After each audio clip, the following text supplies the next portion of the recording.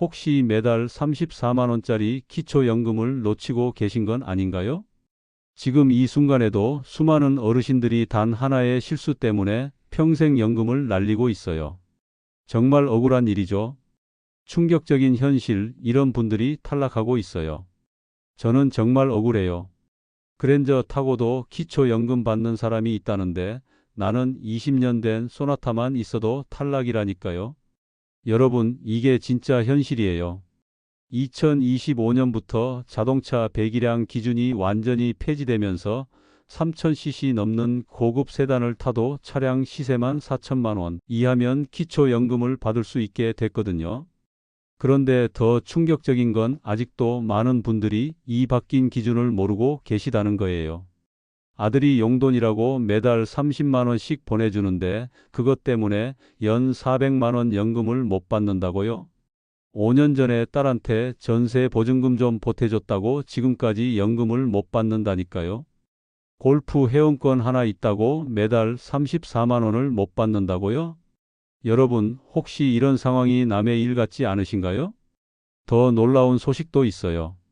2027년부터 부부가 기초연금을 받을 때 깎이던 20%가 10%로 줄어들고 2030년에는 아예 없어집니다. 하지만 이런 혜택도 받을 자격이 있어야 받는 거예요. 그리고 또 다른 무서운 진실이 있어요. 정부는 여러분의 최근 5년간 모든 금융 거래를 다 추적해요. 자식한테 돈 보낸 것, 적금 만든 것, 보험 해약한 것까지 모든 게 다 기록에 남아 있어요. 그냥 가족끼리 돈 좀 주고받는 게 뭐 어때서요? 어떠냐고요? 그것 때문에 몇 년치 연금을 날릴 수 있어요. 월 34만 원이면 1년에 408만 원이에요. 10년이면 4,080만 원이에요. 오늘 제가 들려드릴 이야기는 단순한 정보가 아닙니다.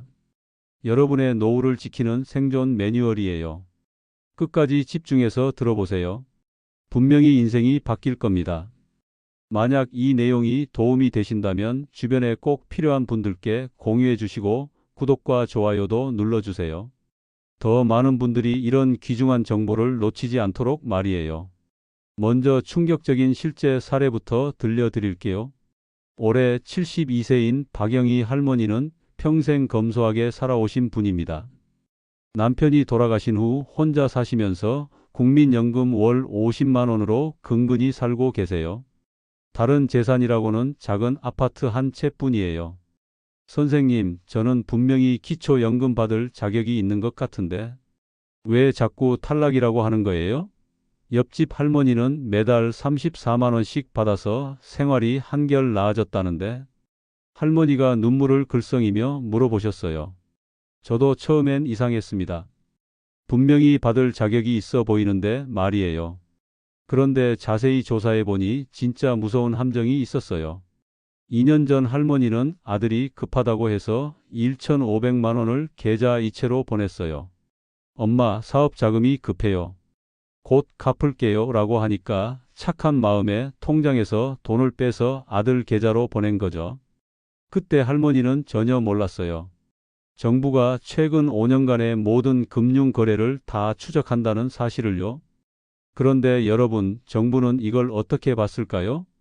박영희 씨, 당신은 2년 전에 아들한테 1,500만 원을 증여했습니다. 이는 재산을 임의로 처분한 것으로 간주되어 기초연금 수급 자격에서 제외됩니다. 아니에요. 증여가 아니라 빌려준 거라고요. 아들이 갚겠다고 했어요. 그럼 증명하세요. 차용증이라도 있습니까? 상환 계획서는요? 실제로 돌려받은 기록은요? 할머니는 말문이 막혔어요. 친자식한테 돈 빌려주는데 누가 차용증을 쓰겠어요? 상환 계획서는 또 뭐고요? 결국 할머니는 그 1,500만 원이 있다고 가정하고 소득 인정액을 계산받았어요. 1,500만 원 곱하기 연 4% 나누기 12개월 월 5만 원. 이 5만 원 때문에 소득 인정액이 기준을 넘어서 기초연금 월 34만 원을 날렸습니다. 5만 원 때문에 34만 원을 못 받는다니 이게 말이 돼요?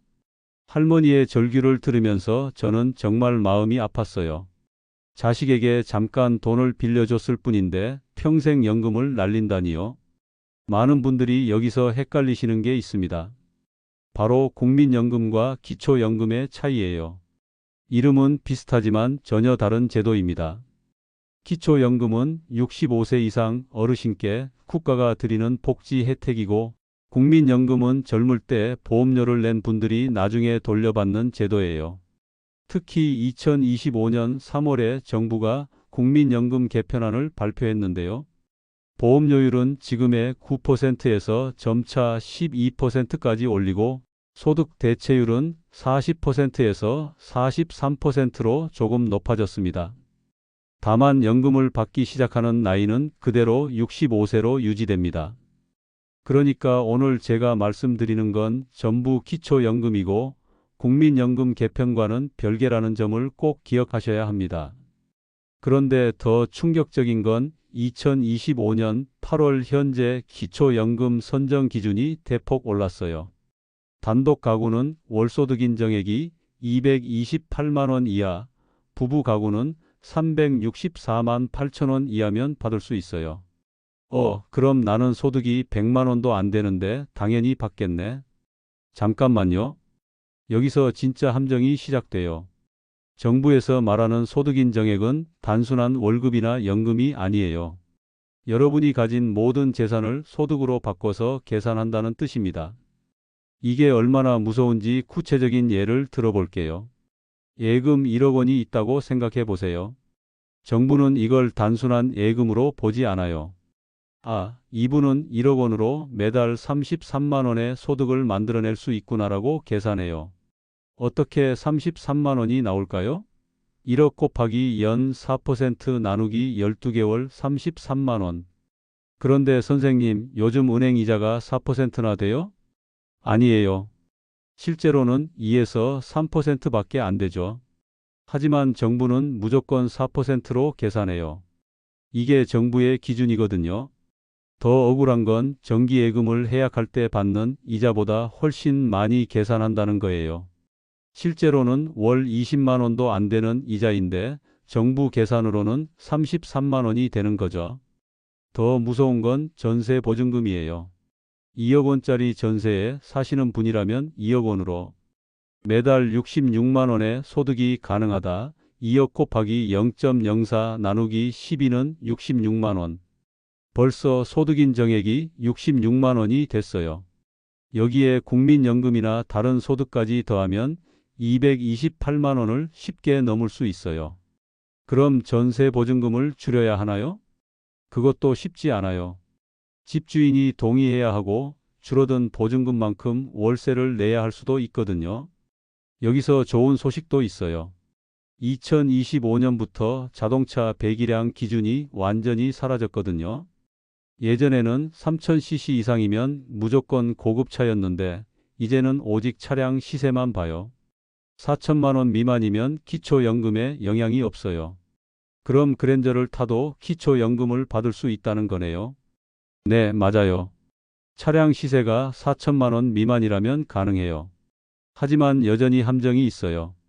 자동차를 2대 이상 가지고 있으면 두 번째 차부터는 전액 재산으로 계산돼요. 여기서 중요한 점은 차값이 싸든 비싸든 상관없이 두 번째 차량은 무조건 전액 재산으로 잡힌다는 겁니다. 즉 경차든 중고차든 두 번째 차량부터는 모두 소득인정액 계산에 들어갑니다. 반대로 첫 번째 차량은 시세 4천만 원까지는 인정되니 가급적 차량은 한 대만 유지하는 게 안전합니다. 그런데 여기서 끝이 아니에요. 2025년부터 근로소득 공제가 대폭 늘었어요. 근로소득이 있으면 112만 원을 먼저 공제하고 나머지의 30%만 소득으로 계산해요. 예를 들어 월급이 200만 원이라면 200만 원 빼기 112만 원 곱하기 30% 26만 4천 원만 소득으로 반영돼요. 좋아. 그럼 200만 원을 벌어도 26만 원만 소득으로 잡히는 거네요. 맞아요. 일하는 어르신들에게는 정말 좋은 소식이에요. 하지만 이것도 함정이 있어요. 자녀가 용돈을 보내주거나 월세 수입이 있거나 사업 소득이 조금이라도 있으면 이런 혜택을 제대로 못 받을 수 있어요. 그런데 더 충격적인 건 70세인 김철수 할아버지 이야기를 들려드릴게요. 할아버지는 평생 성실하게 살아오셨어요. 국민연금도 꼬박꼬박 냈고 작은 집 한 채만 있을 뿐 별다른 재산도 없어요.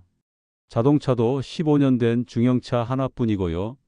나는 분명히 기초연금 받을 자격이 있어. 소득도 별로 없고 재산도 없는데 할아버지의 월소득은 이랬어요.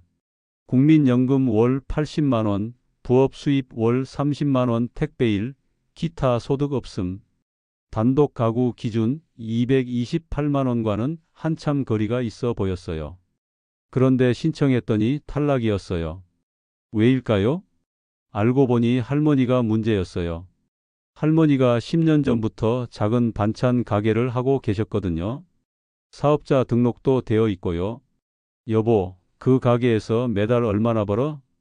별로 안 벌어. 한 달에 기껏해야 50만 원 정도. 요즘은 경기가 안 좋아서 더 적게 벌어. 하지만 정부에서는 완전히 다르게 봤어요. 사업자 등록이 되어 있으면 실제 소득과 상관없이 최소 월 100만 원의 소득이 있다고 간주하더라고요. 그럼 장부를 보여드릴까? 실제로는 50만 원도 안 벌어요. 죄송하지만 사업자 등록이 되어 있는 이상 최소 소득 기준을 적용해야 합니다. 결국 김할아버지 소득 80만 원 더하기 30만 원, 110만 원, 할머니 추정 소득 100만 원 사업자 등록 기준, 부부 합계 210만 원. 여기에 작은 아파트와 예금 몇 천만 원까지 재산으로 계산하니까 소득 인정액이 364만 8천 원을 넘어버렸어요. 지금부터 제가 15년간 현장에서 본 억울한 탈락 사유들을 말씀드릴게요. 이거 하나만 알아도 여러분이 연금을 지킬 수 있어요. 1. 자녀 용돈 받기. 아들이 효도한다고 매달 30만 원씩 보내주는데 그게 문제가 돼요? 네. 엄청난 문제가 돼요. 자녀가 보내주는 용돈도 사적 이전 소득으로 분류돼서 소득에 포함돼요. 74세 이순자 할머니가 바로 이 때문에 탈락했어요. 할머니는 혼자 사시면서 국민연금 월 45만 원으로 살고 계셨어요. 아들이 매달 25만 원씩 용돈을 보내줬는데 1년이면 300만 원이에요. 정부에서는 이걸 월 25만 원의 소득으로 봤어요. 45만 원 더하기 25만 원, 70만 원. 여기에 작은 예금과 전세 보증금까지 계산하니까 소득 인정액이 기준을 넘어버린 거예요. 효도하는 자식 때문에 연금을 못 받는다니. 이게 말이 돼요? 할머니가 오열하시는 모습을 보면서 정말 마음이 아팠어요. 2. 자동차 2대 이상 보유하기. 선생님, 이제 자동차 배기량 기준이 없어졌다면서요? 그럼 안전하겠네요? 천만에요. 여전히 위험해요. 68세 박두식 할아버지 사례를 들려드릴게요. 할아버지는 20년 된 소나타 시세 800만 원을 타고 계셨어요. 그런데 아들이 새 차를 사면서 이전에 타던 차 시세 1,500만 원을 아버지께 드렸어요. 아버지, 이 차 드릴게요. 더 안전하잖아요. 할아버지는 고마워하며 차를 받았어요. 그런데 기초연금 심사에서 문제가 됐어요. 첫 번째 차 소나타 800만 원 재산 영향 기본 인정. 두 번째 차 1,500만 원 재산 1,500만 원 전액 계산. 1,500만 원이 재산으로 추가되니까 소득 인정액이 월 5만 원 늘어났어요. 그것 때문에 기준을 넘어서 탈락한 거예요. 3. 골프 회원권과 각종 회원권 보유하기. 골프 회원권은 못 팔겠더라고요. 가격도 많이 떨어졌고 사려는 사람도 없고. 하지만 정부는 달라요. 골프 회원권, 콘도 회원권, 헬스클럽 회원권 등은 현재 시세 기준으로 전액 재산으로 계산해요. 72세 최부자 할아버지는 20년 전에 5천만 원에 산 골프 회원권이 있었어요. 지금은 2천만 원도 안 되는 시세였지만 정부에서는 이 2천만 원을 그대로 재산으로 본 거예요. 그리고 여기에 소득 환산율 4%를 적용했죠. 2천만 원 곱하기 0.04 나누기 12월 6만 7천 원.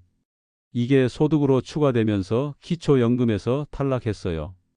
이번에는 성공 사례를 들려드릴게요. 75세 정미자 할머니는 정말 현명하셨어요. 5년 전부터 체계적으로 기초연금을 준비하셨거든요. 선생님, 저는 5년 후에 기초연금을 받고 싶어요.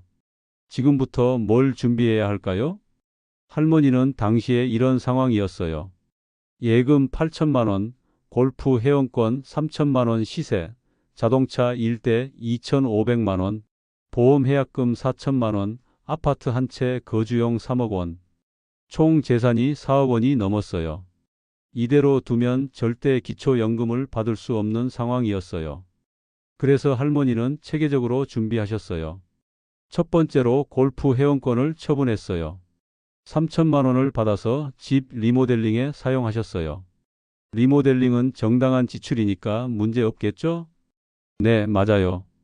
주택 개보수비는 합리적인 지출로 인정받아요. 2,500만 원짜리 차를 1,800만 원짜리로 바꿨어요.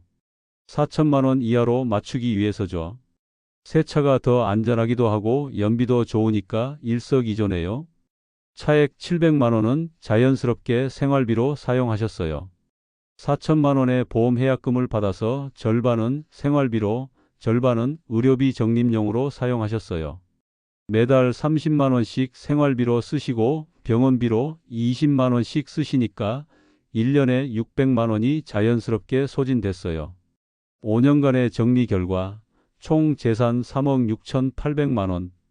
소득인정액 계산하니 예금 소득 환산 5천만 원 빼기 2천만 원 곱하기 4% 나누기 12. 10만 원 주택 거주용이라 소득 환산 제외, 자동차 4천만 원 이하라서 제외, 기타 소득 국민연금 60만 원, 총 소득인정액 70만 원. 단독 가구 기준 228만 원과 비교하면 여유 있게 기준에 맞았어요. 결국 할머니는 올해부터 기초연금 34만 원을 받기 시작했어요. 기초연금만이 전부가 아니에요. 2025년 달라진 놀라운 혜택들을 알려드릴게요. 다른 제도들도 함께 활용하시면 노후가 훨씬 안정돼요. 1. 부부감액 제도가 사라진다. 가장 큰 변화가 이거예요. 현재 부부가 기초연금을 받으면 20%씩 깎이잖아요. 이게 2027년부터 10%로 줄어들고 2030년에는 완전히 없어져요. 현재 상황을 볼까요? 개인이 받을 수 있는 기초연금 34만 2,510원, 부부가 각자 받는 기초연금 27만 4,008원. 20% 감액, 2027년부터 부부가 각자 받는 기초연금 30만 8,259원 10% 감액, 2030년부터 부부가 각자 받는 기초연금 34만 2,510원 감액 없음. 부부 합쳐서 월 68만 5,020원. 1년이면 822만 원이에요. 2. 주택연금.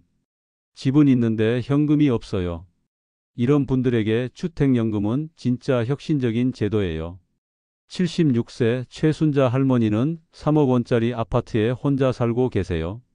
다른 재산은 별로 없고 국민연금도 없어요. 기초연금도 집 때문에 받을 수 없고요. 집은 있는데 생활비가 없어서 정말 힘들어요. 매달 관리비 공과금만 내도 50만 원이 나가는데 그래서 주택연금을 신청하셨어요. 주택연금 계산하니 집 시세 3억 원, 나이 76세 여성 종신형 선택으로 매달 110만 원 수령. 할머니는 이제 집에 계속 살면서 매달 110만 원을 받으세요. 죽을 때까지 계속 받는 거예요. 3. 노인 일자리. 나이는 들었지만 아직 건강해요. 집에만 있으니 병 나겠더라고요. 뭔가 하고 싶어요. 건강하신 분들에게는 노인 일자리가 최고예요. 72세 박건강 할아버지는 아파트 관리사무소에서 주 3일 하루 3시간만 일하시는데 월 27만 원을 받으세요. 돈도 벌고 사람들도 만나고 건강도 챙기고 일석삼조네요. 여러분, 오늘 들으신 이야기는 정말 중요한 내용이에요. 기초연금은 여러분의 권리입니다. 국가가 어르신들의 노후를 책임지겠다고 만든 제도예요. 몰라서 놓치거나 실수해서 탈락하면 절대 안 돼요. 하지만 이 제도는 생각보다 복잡하고 까다로워요. 조금만 방심해도 몇 년치 연금을 날릴 수 있어요.